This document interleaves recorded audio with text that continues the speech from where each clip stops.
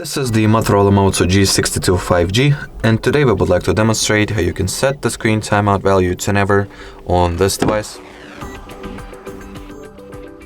So the first step that you need to do is to make sure that your smartphone is connected to the Wi-Fi. Then launch the Google Play Store. At the search bar type in caffeine. Among the search results, look for this particular app. So caffeine-keep the screen on from Accurate Developer. Then install it. And after the app has been downloaded, just launch it. Make sure that the timeout section has the infinite value set.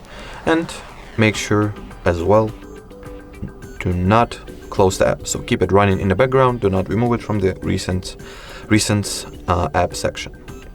Alrighty, so that would be it for this video. Thank you so much for watching, and bye-bye.